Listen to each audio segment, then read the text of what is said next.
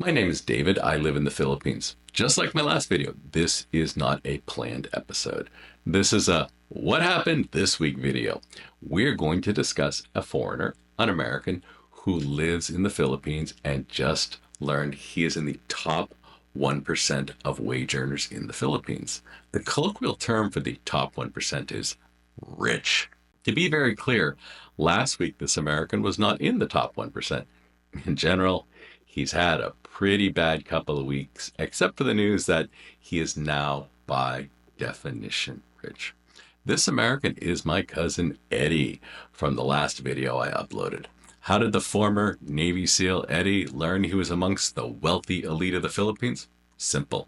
He picked up pneumonia and ran up a ₱1,000,000 hospital bill. This caused Eddie's family to dissect his finances and found he could increase his income by 75% by doing some paperwork with Social Security. For those of you who are not familiar with the United States and how a lot of us retire, Social Security is the federal government retirement plan most of us pay into over our lifetime. I need to warn everyone watching this video, don't deliberately get near-death pneumonia thinking you can increase your retirement income by 75%. Don't run up a ₱1,000,000 medical bill at St. Luke's BGC and think this will increase your retirement benefit by 75%. Plus, I'm pretty sure the catheter part of the whole experience is not very fun. Well, what is the top 1% Eddie found himself in? Every 3 years, the Philippine Statistical Authority, a.k.a. the PSA, a government agency, performs an income survey. The top 0.6% of Filipinos earn 182,000 Philippine pesos per month, which is $3,100 per month. I believe Eddie will be earning $3,500 a month from Social Security once he jumps through some bureaucratic hoops. To put 3,100 in perspective, minimum wage in San Jose, California, where my house in the US is $20 per hour. This means a fast food worker in my area is earning $3,200 per month. Let that sink in. If you want to retire in the Philippines, your income has to equal minimum wage in San Jose, California, and then you are considered rich in the Philippines. Back to Eddie. In my last video, I put my head in a little circle and I was showing you Eddie's day 7 medical bill at St. Luke's BGC. We were at 770,000 pesos or $13,000. We are up to day 11. Yesterday, Eddie had 1.2 liters of fluid drained from his lungs, and today, hooray, the catheter was removed.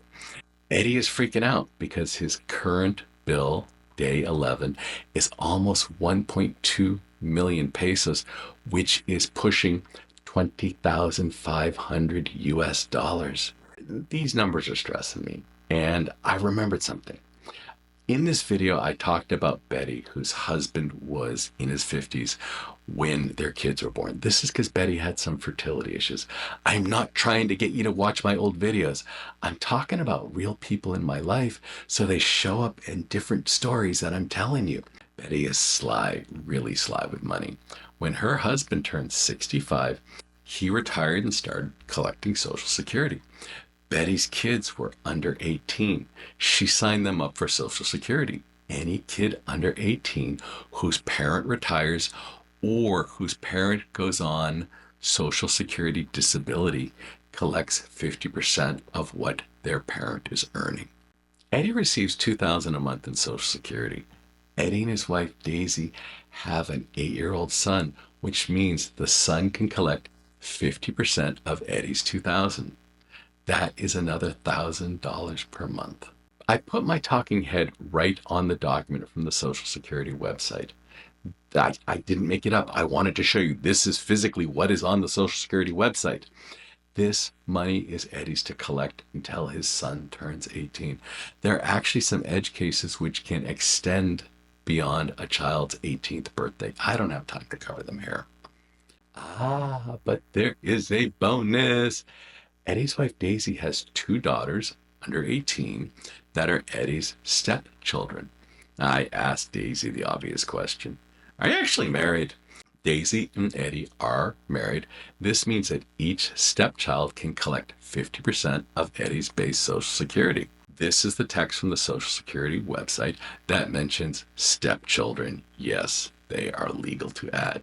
For a brief moment, I thought Eddie was going to get $2,000 plus $1,000 for his son, plus $1,000 for each of his stepdaughters, which would have been $5,000 per month. It's a cap. He's probably going to be pulling in $3,500 per month. Looking at the worst case, if Eddie should pass away, yes, his kids can collect at least until they are 18 and sometimes beyond 18. There are also some obvious rules about what happens if Daisy remarries. I don't want to go into that. This is not a Social Security channel. The breakdown of who's watching this series of videos is as follows. These are YouTube analytics. Based off of this information, I looked up the retirement plans for the Philippines, Canada, UK, and Australia. Not every country's retirement plan provides for children under 18. If you're from Canada, it looks like it is possible to get a bump from your younger kids when you retire. Never trust a guy from YouTube. Do your own retirement research. Someone out there is wondering about Eddie earning $2,000 a month. What income bracket was Eddie in? Well, Eddie was getting a lousy exchange rate, so he was considered to be upper middle class. With a better exchange rate, he would have been considered to be upper class. I recorded this video after day 11 of the crisis. I'm in day 17, so I'm in the future. I wanted to add some information I've learned since day 11. Daisy has an older daughter who is 25. The daughter works in a call center and provides health insurance to Daisy and to the 3 children Daisy and Eddie are raising. No one, including Eddie, thought to buy health insurance in the Philippines for Eddie. He provides the most income to the family.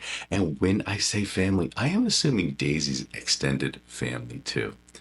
It takes a lot of effort to spend $2,000 a month in Montalban, Rizal, where Eddie lives. Eddie not signing his children up for Social Security disability benefits 8 years ago. He was on that before he had Social Security. It has cost him $120,000 over 8 years. Eddie's a hero. He fought for his country. I don't know what he did in the military.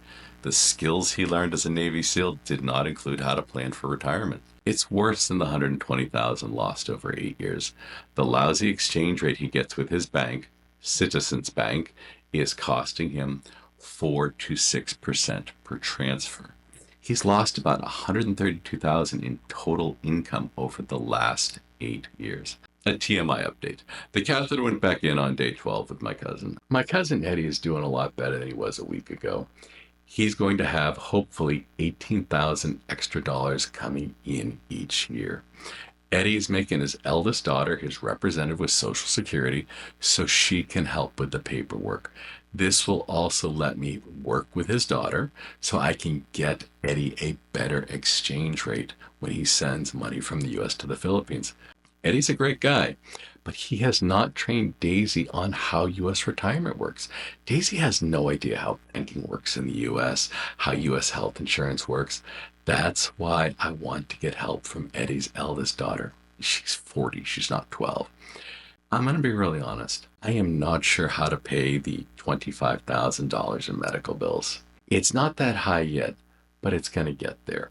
The hospital will not schedule a biopsy or endoscopy test for cancer until half the bill is paid. There may be catastrophic medical news in the future. These videos are coming out in real time. You know as much as I do. Yes, Eddie's long-term financial future looks a lot better. He can brag about being in the top 1%. I don't see him buying and driving a Cybertruck anytime soon. It's going to take Eddie a long time to physically recover. It will take Eddie a long time to financially recover. Catch you in the next one.